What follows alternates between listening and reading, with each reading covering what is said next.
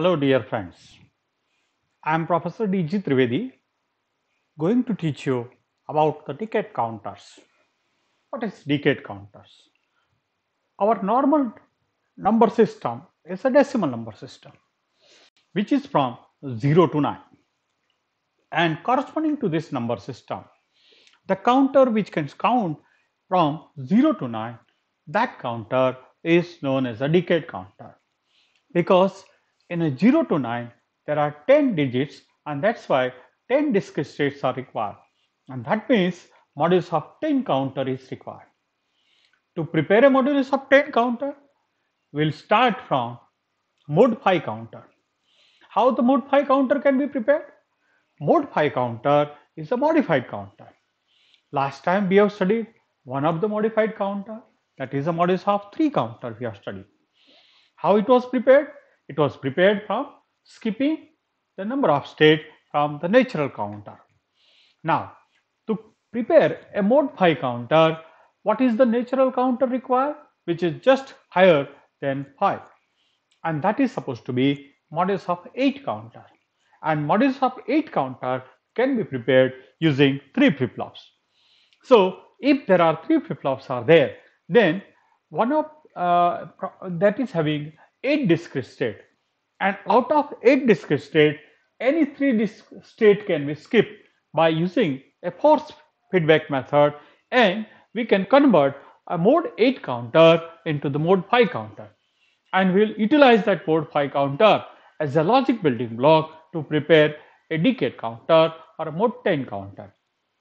So it can be prepared from 3 flip-flops, because 2 raised to 3 is going to be 8, that is a natural counter. So 3 flip-flop counter shown in figure 10.20 has a natural count of 8, but it is connected in such a way that it will skip over the 3 counter. Now the question is this: which 3 count has to be skipped?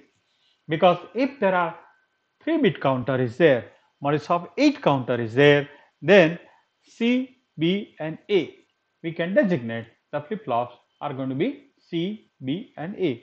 The first flip-flop will be A, which is giving the output LSB, and the C flip-flop is going to be the last flip-flop, which is giving you MSB. So it start from 0, 0, 0 and it is ending up to 1, 1, 1. That means there are 8 states, but here we are not going to study all the mode 5 counter by skipping a different state, but we'll start from binary counter.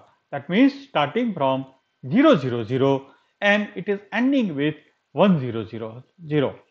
And again it is going to be reset to 0, 0, 0. That means it will be having a number of state is like this. So 0 count, it will be 0, 0, 0. Then the first count, it is 0, 0, 1. Then the next count, it is going to be 0, 1, 0. Then the next count, it is 0, 1, 1. Then the next count, it is going to be 1, 0, 0. That means high discrete state. And then after, when the next clock pulse is going to be there, the flip-flop has to be reset. All the flip-flops will start again from 0, 0, 0. That means sequence is going to be repeating.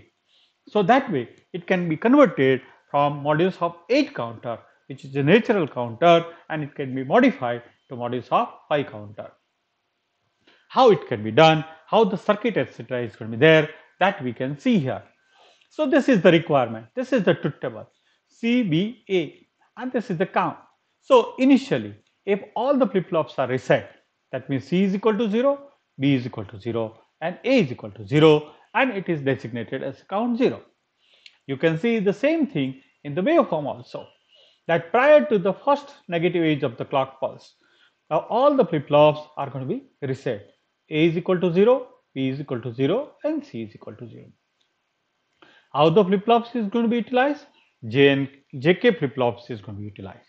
And you can see that each flip-flop is having a symbol like this. That means the clock is negative edge triggered. There is a bubble and triangle, which indicate that flip-flop is changing the state on negative edge of the clock pulse. That means when the output of the clock pulse is changing from high to low, that transition is required, then the flip-flop is going to be responding. That's why it is called negative edge triggered flip-flops. So you see the truth table. What is our requirements? You see the requirements here. Column A. A is changing the state every time there is a negative edge of the clock pulse occur. So every count A has to be toggled. A is toggling from 0 to 1, then it is toggling from 1 to 0, then it is toggling from 0 to 1, then it is toggling from 1 to 0. But after count 4, it is not allowed to be toggled. It has to be remains reset only. So how this can be done? So after count 4, there should be some inhibit signal at the J input of the flip-flop A, so that it should keep that flip-flop in the low state only. It is not allowed to be set it yet, and it remains to be reset only, and that way it is not progressing after the count 100 to the next count, but it will be reset to the 0. So how this can be achieved? This can be achieved that if we are connecting, if you see here in the truth table, C is going to be 0 up to a count 3. So up to a count 3, C is remains to be 0, and that means up to a count 3, C remains to be 0. That means C bar is going to be high, and C bar is going to be given as a J input of the first flip-flop.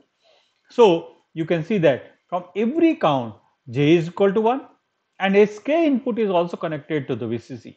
That means the flip-flop A is having toggle mode conditions. So every clock pulse, the flip-flop A is going to be toggle until the count 4. At count 4, C is going to be high, so C bar is going to be low. So at count 4,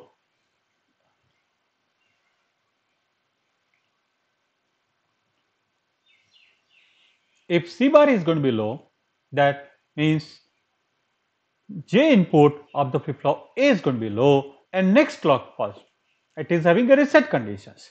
J is equal to 0 and K is equal to 1. So next negative is of the clock pulse, flip-flop is reset. It is already reset, so it remains reset. Now see the column B. What is the requirement of the column B? Column B sees that first clock pulse, it is not changing. Next clock pulse, it is changing. Third clock pulse, also it is not changing. Fourth clock pulse, it is going to be toggle. So B is required to be toggle on every second clock pulse.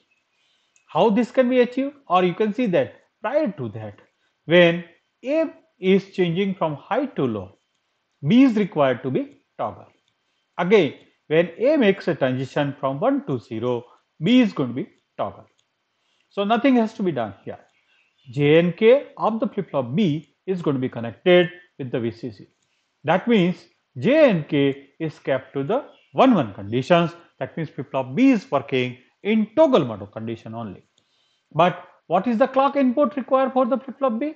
Output of A is acting as the clock input for the flip-flop B. So when the output of A is changing,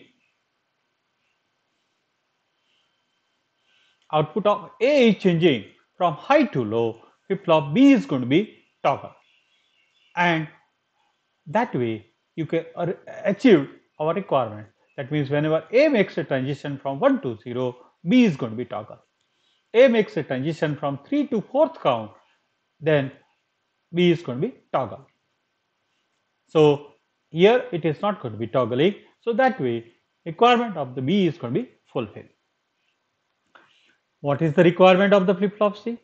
Until count, you don't require that C is supposed to be changed the state. Up to the count 3, C is required to be low only, 0, 0, 0, 0.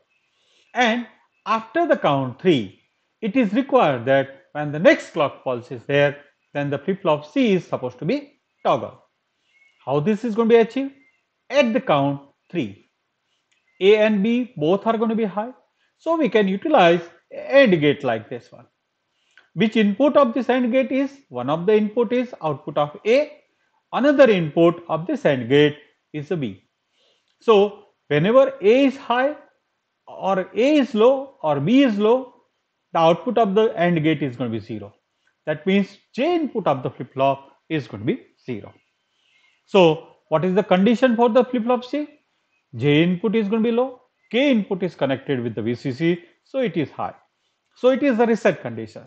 So the clock is given to the flip-flop A as well as flip-flop C. But every negative edge of the clock pulse, flip-flop C remains reset only because its J input is low and K input is going to be high. So every negative edge of the clock pulse until count 3, output of the gate is going to be low. So the flip-flop C remains to be reset. After the count 3, what is the condition is going to be maintained? A is going to be high, B is going to be high. So output of the AND gate is going to be high and J becomes high, K becomes high, K is already high. That means it is having a toggle mode conditions. So on the count 4th, when the next negative edge of the clock pulse occur, the flip-flop C is going to be toggle and output of C becomes high and C bar is going to be low. And next clock pulse, because C is good, next clock pulse, what has happened on the 5th clock pulse after this one? A is low, B is low. So again J becomes low and the flip-flop C is going to be reset on the 5th negative edge of the clock pulse, which you can see in the waveform also. Initially on the first negative edge of the clock pulse, flip-flop A is going to be toggle. Again on the second clock pulse, flip-flop A is going to be toggle. Third clock pulse, flip-flop A is going to be toggle. Fourth clock pulse, flip-flop A is going to be toggle, like that way. But on the 5th clock pulse, that means from the count 4 to the count 0, A is not allowed to be set. It remains to be reset only. Similarly, what is the waveform of the B? When output of A is making a transition from high to low, B is going to be toggle. Again you can see that when A makes a transition from high to low, B is going to be toggle from 1 to 0.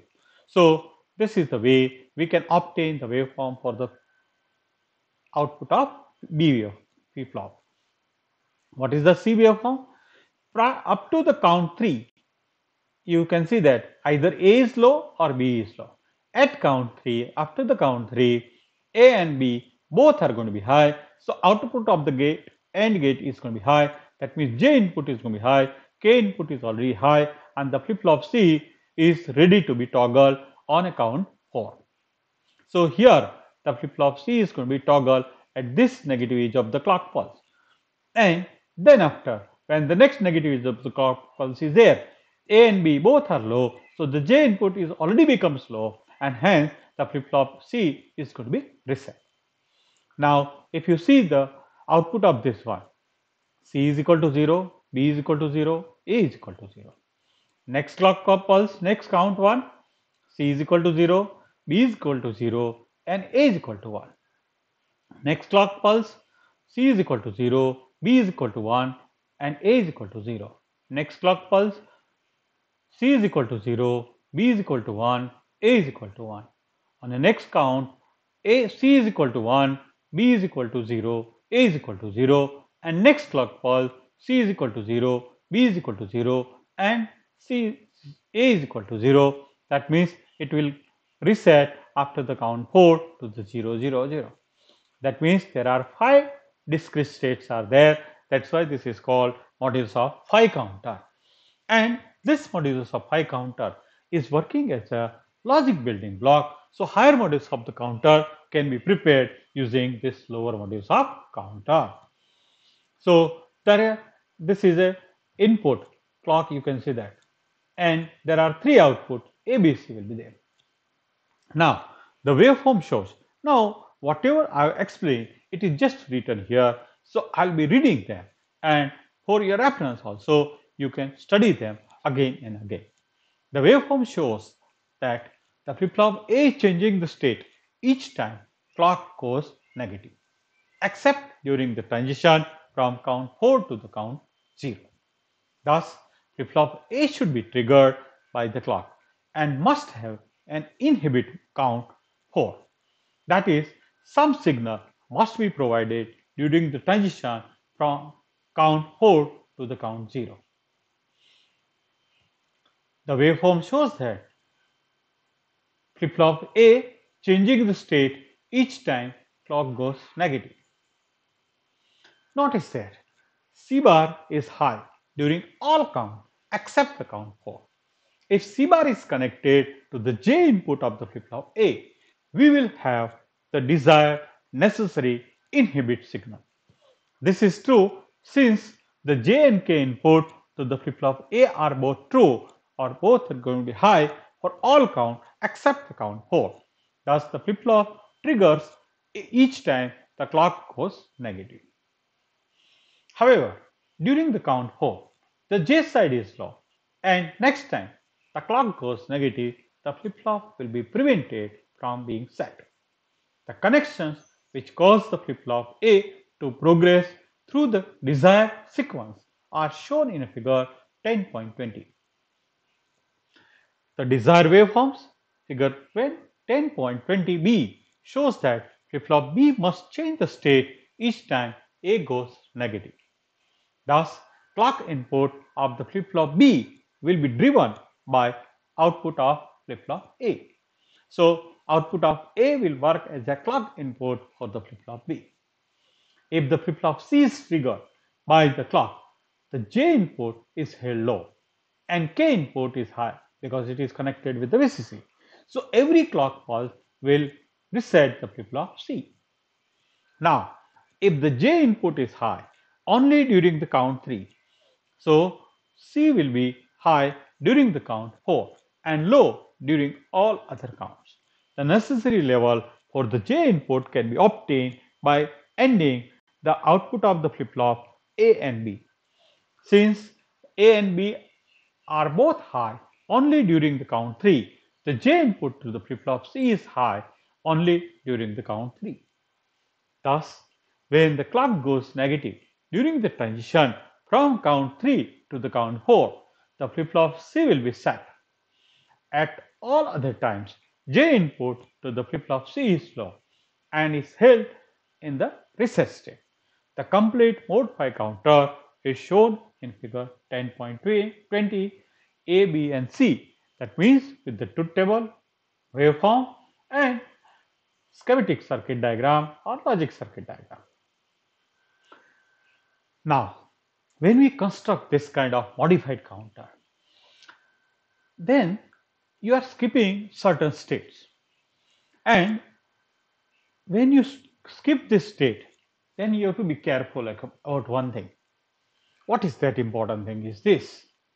If when you switch on the power supply of any counter, output of the counter, output of the flip-flop can be either set or reset randomly.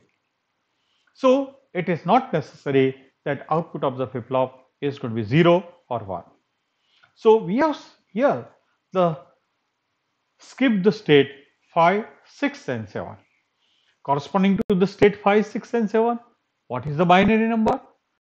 Corresponding to 5, C is equal to 1, B is equal to 0 and A is equal to 1. For the state number 6, it is going to be 1, 1, 0 and state number 7, CBA is equal to 1, 1, 1.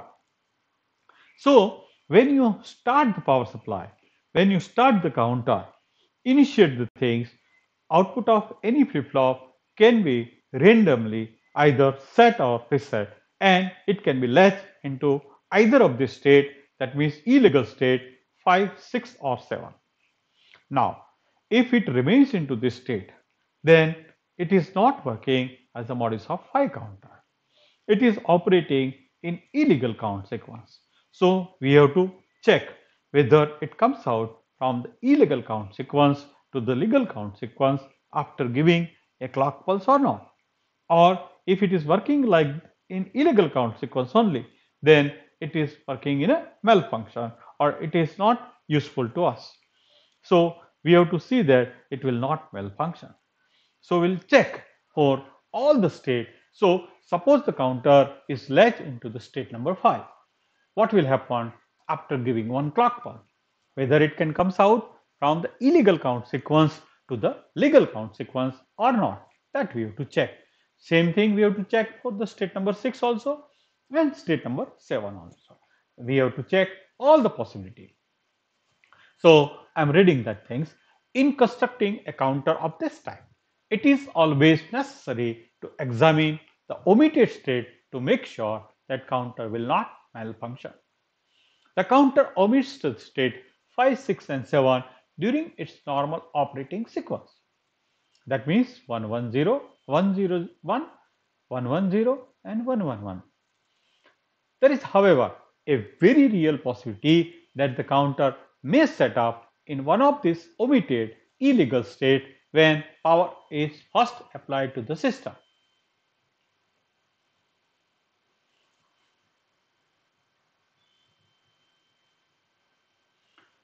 It is necessary to check the operation of the counter when starting from each of these three illegal states to ensure that it progresses into normal count sequence and does not become inoperative. We are beginning with the state number 5. So, by assuming that counter is set into state number 5, that means CBA is equal to 101. When the next clock pulse goes slow, the following events are going to be occurred. So, you have to take the reference. See, it is already latched into the state number 5. That means C is equal to 1. So, what is C bar? C bar is going to be 0. That means the J input of the first flip-flop is going to be 0 and K input is going to be high. So, the flip-flop A is going to be reset. So, flip-flop A is going to be reset. That means A is changing the state from 1 to 0. Now, when A makes the transition from 1 to 0, what will happen to the flip-flop B? Because the output of A is acting as a clock input for the flip-flop B, and its J and K is connected with the VCC. That means it is working in toggle mode conditions. So, the flip-flop B is going to be toggle. So, it will toggle from 0 to 1.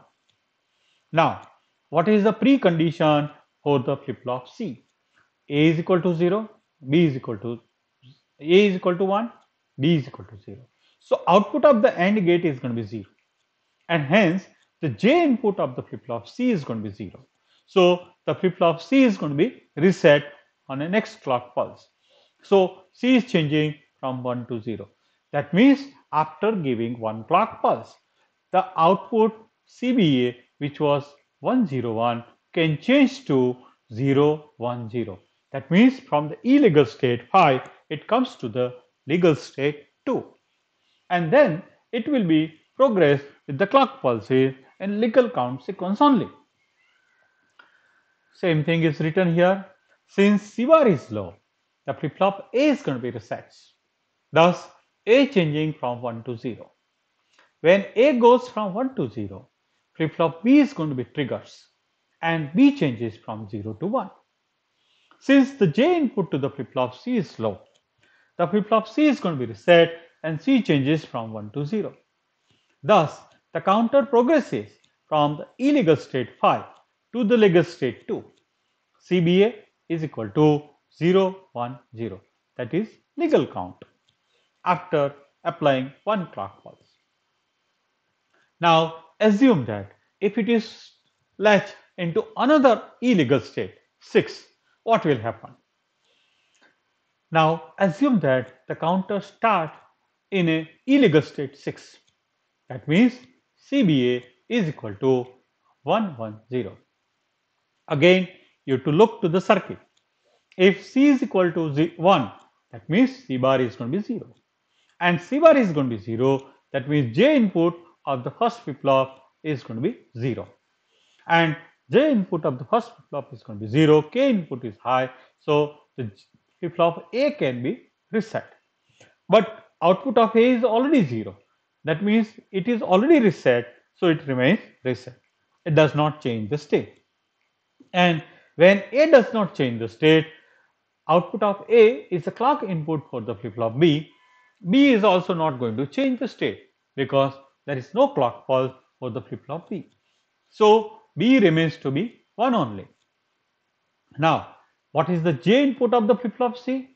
0, 1 conditions for the AND gate. So, output of the AND gate is going to be 0. So, J input of the flip-flop C is going to be 0. That means and K input is going to be high.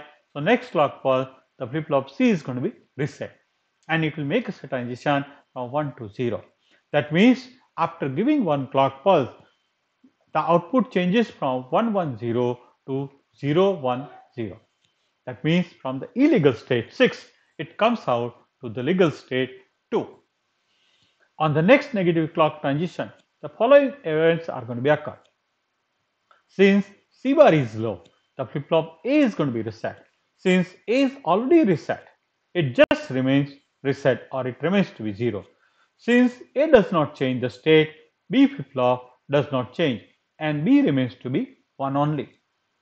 Since the J input to the flip-flop C is going to be low, the flip-flop C is going to be reset and C changes from 1 to 0.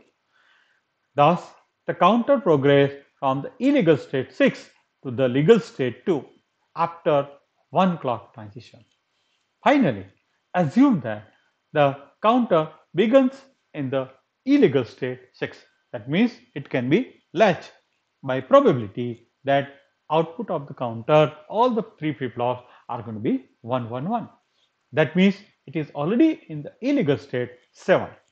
C, B, A is equal to 111.